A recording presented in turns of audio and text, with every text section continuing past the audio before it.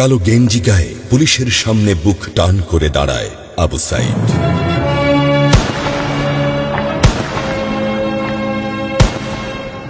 Police তাকে রক্ষা করার বদলে গুলি করে। ঠাস ঠুস কয়েকটা গুলির মধ্যে একটা গুলি লাগে তার কোমরে। খানিকটা ভাঁজ হয়ে যায় শরীর। সম্ভবত সে বুঝতে পারে নাই। ঘাড় ঘুরিয়ে কোমর দেখার চেষ্টা করে একবার, তারপর আবার আগের মতো আবার দুই হাত প্রসারিত করে সিনা টান করে দাঁড়ায়। ডান হাতে ছোট্ট একটা লাঠি। বিশ্ববিদ্যালয়ের প্রধান ফটকের পাশে বেশ কয়েকজন পুলিশ, হাতে রাইফেল, রাইফেলের তাজা গুলি, আবারও গুলির শব্দ। পরে গুলিটা কোথায় লাগলো বোঝা গেল না। তবে আবু সাইদ টলছে।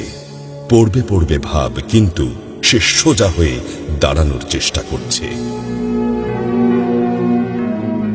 গুলি খাওয়ার আগে ফেসবুকে তার শেষ পোস্ট ছিল, যতদিন বেঁচে আছেন মেরুদণ্ড নিয়ে বাঁচুন। সেজন্যই হয়তো গুলি খাওয়ার পরও সোজা হয়ে দাঁড়াতে চাইছিল, কিন্তু পারছিল না। আবু সাইদের মেরুদণ্ড সোজা থাকলেও শরীরটা মাটির দিকে ক্রমশ ঝুলে পড়ছিল। সবুজ জামা পরা বন্ধু এগিয়ে আসে, পুলিশের গুলির ভয় ডর পাশে রেখে আবু সাইদকে ধরে।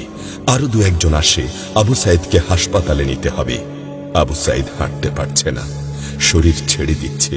4-5 জন হাত পা ধরে শূন্যে তোলে। আবু সাইদ ঝুলছে আর রক্ত পড়ছে টপ টপ টপ। যে আবু সাইদ কিছুক্ষণ আগেও বুক চিতিয়ে দাঁড়িয়ে কোটা সংস্কার আন্দোলনে নেতৃত্ব দিচ্ছিল, সে এখন শূন্যে ঝুলছে, যেভাবে ঝুলছে মেধাবীদের ভাগ্য। রাত 10টার আগেই বাড়িতে যাওয়ার কথা ছিল আবু সাইদের।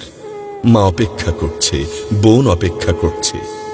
তখনও তারা জানে না আবু সাইদের মৃত্যু সার্টিফিকেট লিখছে কর্তব্যরত ডাক্তার।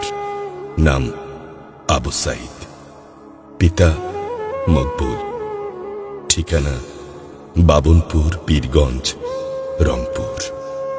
বয়স 25।